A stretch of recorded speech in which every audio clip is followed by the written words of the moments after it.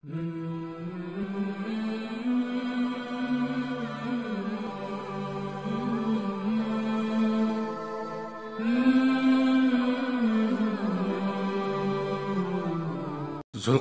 کا اصل نام سکندر ہے۔ یہ حضرت خضر علیہ السلام کے خالہ زاد بھائی ہیں۔ حضرت خضر علیہ السلام ان کے وزیر اور جنگوں میں علم بردار رہے۔ یہ حضرت سام بن نوح علیہ السلام کی اولاد میں سے ہیں اور یہ اپنی ماں کے اکلوتے فرزند تھے۔ حضرت ابراہیم علیہ السلام کے دست حق پرست پر اسلام قبول کر کے مدتوں ان کی صحبت میں رہے اور حضرت ابراہیم علیہ السلام نے ان کو کچھ وصیتیں بھی فرمائیں۔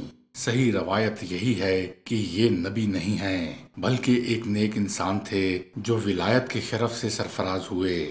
ذوالقرنین کو ذوالقرنین کیوں کہا جاتا ہے جبکہ ان کا اصل نام سکندر ہے؟ نبی اکرم صلی اللہ علیہ وآلہ وسلم نے فرمایا کہ یہ ذوالقرنین 2 سینگوں والے کے لقب سے اس لیے مشہور ہو گئے کہ انہوں نے دنیا کے 2 سینگوں یعنی کناروں کا چکر لگایا تھا، اور بعض کا قول یہ ہے کہ ان کے دور میں لوگوں کے 2 قرن ختم ہو گئے۔ 100 برس کا ایک قرن ہوتا ہے کہ ان کے 2 گیسو تھے اور اس لیے ذوالقرنین کہلاتے ہیں۔ ایک قول یہ بھی ہے کہ ان کے تاج پر 2 سینگ بنے ہوئے تھے، اور بعض اس کے قائل ہیں کہ خود ان کے سر پر دونوں طرف ابھار تھے جو سینگ جیسے نظر آتے تھے، اور بعضوں نے یہ وجہ بتائی کہ چونکہ ان کے باپ اور ماں نجیب الطرفین اور شریف زادے تھے اس لیے لوگ ان کو ذوالقرنین کہنے لگے۔ اللہ تعالیٰ نے ان کو تمام روئے زمین کی بادشاہی عطا فرمائی تھی۔ دنیا میں کل 4 بادشاہ ایسے ہوئے ہیں جن کو پوری زمین کی بادشاہی ملی۔ ان میں 2 مومن اور 2 کافر۔ مومن تو حضرت سلیمان علیہ السلام اور ذوالقرنین ہے، اور کافروں میں بخت نصر اور دوسرا نمرود ہے، اور تمام روئے زمین کے 5ویں بادشاہ اس امت میں ہونے والے ہیں جن کا اسم گرامی حضرت امام مہدی ہے۔ قرآن مجید میں حضرت ذوالقرنین کے 3 سفروں کا حال بیان ہوا ہے جو سورہ کہف میں ہے۔ ہم قرآن مجید ہی سے ان تمام 3 سفروں کا حال بیان کرتے ہیں جن کی رودات بہت عجیب اور عبرت خیز ہے۔ پہلا سفر، حضرت ذوالقرنین نے پرانی کتابوں میں پڑھا تھا کہ سام بن نوح علیہ السلام کی اولاد میں سے ایک شخص آب حیات کے چشمے سے پانی پی لے گا تو اس کو موت نہیں آئے گی۔ اس لیے حضرت ذوالقرنین نے مغرب کا سفر کیا۔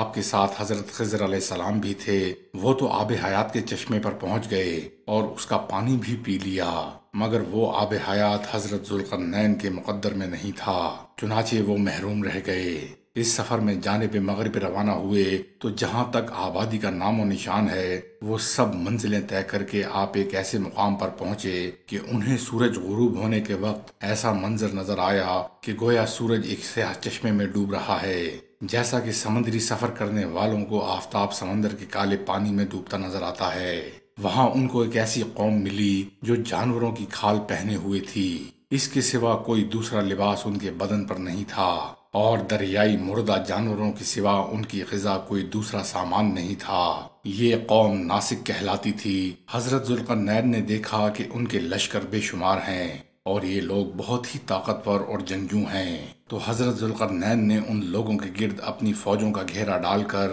ان لوگوں کو بے بس کر دیا۔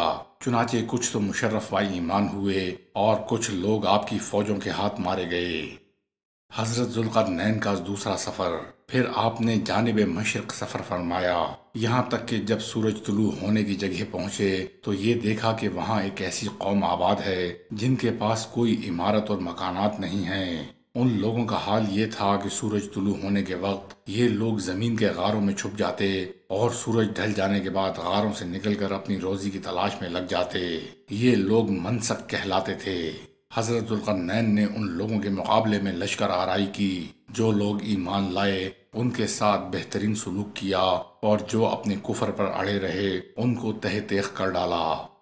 آپ نے اپنا تیسرا سفر شمال کی جانب کیا، یہاں تک کہ سدین یعنی 2 پہاڑوں کے درمیان میں پہنچے تو وہاں کی آبادی والوں کی عجیب غریب زبان تھی۔ ان لوگوں کے ساتھ اشاروں سے بمشکل بات چیت کی جا سکتی تھی۔ ان لوگوں نے حضرت ذوالقرنین سے یاجوج اور ماجوج کے مظالم کی شکایت کی اور آپ سے مدد کی درخواست کی۔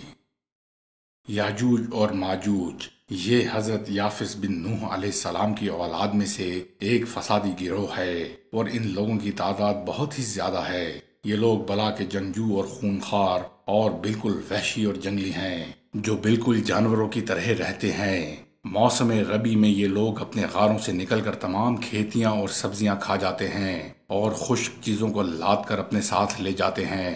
آدمی اور جنگلی جانوروں، یہاں تک کہ سانپ، بچھو، گرگٹ اور ہر چھوٹے بڑے جانوروں کو کھا جاتے ہیں۔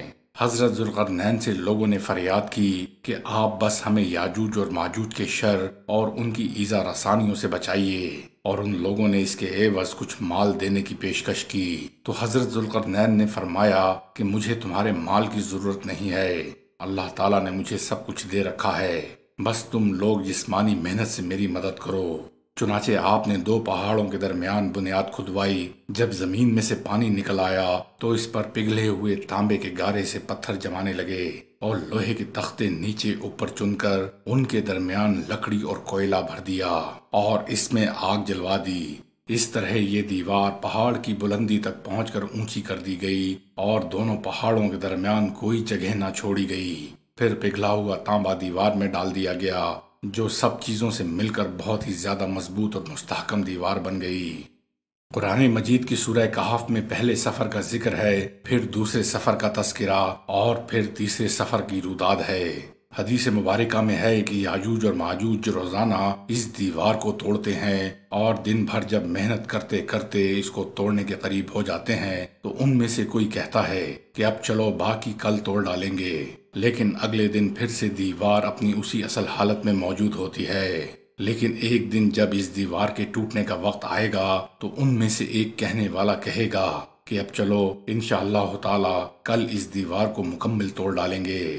ان لوگوں کے لیے انشاءاللہ کہنے کی برکت اور اس کلمے کا یہ اثر ہوگا کہ دوسرے دن دیوار ٹوٹ جائے گی۔